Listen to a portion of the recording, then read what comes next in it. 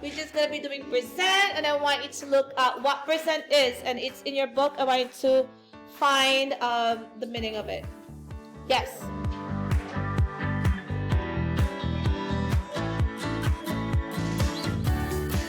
That's true. So a percent is always part of the 100, or it's compared to a rate that is comparison to 100. So with that, let's just and the 10 is the total number of total games she played. How will we know what percent is this if we say that each one is always part of 100? Vivian? So try to make this denominator to become what? 100, because that will be our basis to where 100% is. So what we're going to do now to figure out what will be the percent of 9 games? Times 10. Where am I going times 10? What you did tonight? So if I multiply this by 10 to get 100, therefore I have to multiply this by 10 to get 90. So it means our answer is 90%. Oh wait, we write the percent next to it? We don't write percent here because if you do that 90%, that's gonna change to 0.9. So we're not writing. We're writing percent to our final answer.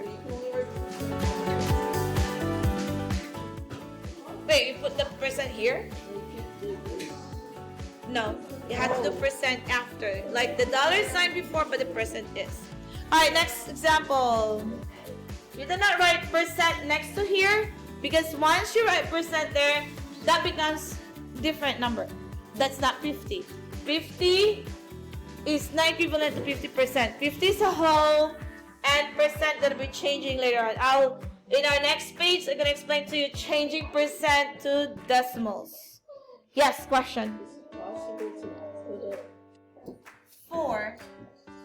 What will that be in fraction?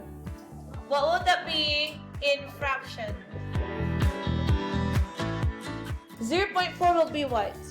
Leo, pay attention. Yes, Vivian? I don't want to go to 2/5 first. I said in fraction. How do you read this? How do we read this? 4/10. 4/10. So based on how we read it, that's how we're gonna write it. So it says 4/10. So it is 4/10. How are we gonna do this? How are we gonna change that into percent? That's correct, but how do we get that? Yes?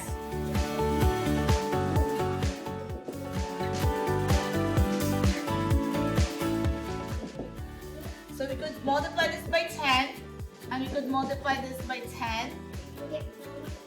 So you're gonna get 40 over 100, and 40 over 100 is 40%. Yes, what right?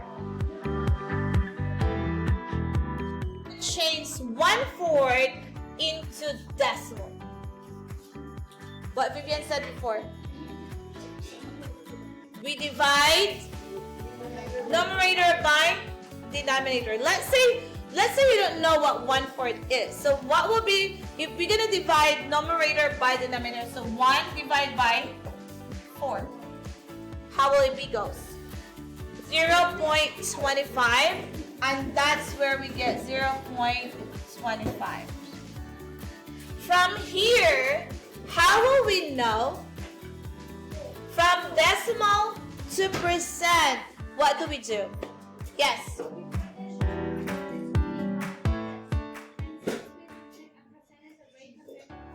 Okay. Definitely, we could go change this into a fraction. That's gonna be 25 over 100. We read this 25 hundredths.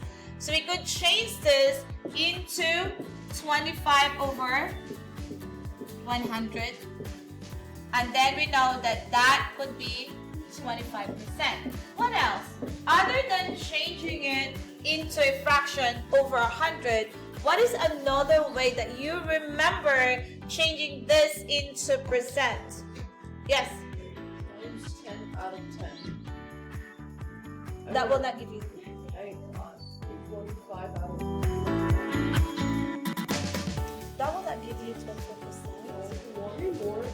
So one way is move the decimal place twice, right? So that becomes 25%. What do you mean by moving the decimal? What is the mathematical reason moving the decimal? We multiply by 100. That's correct. Moving the decimal means we multiply by 100. By 100. Moving the decimal means we multiply by 100. Why have 10? If you multiply this by 10, it's only 2.5.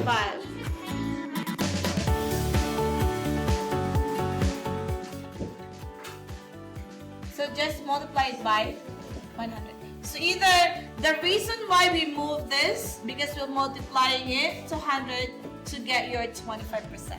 So this is how we change decimal fraction to percent to decimal, okay?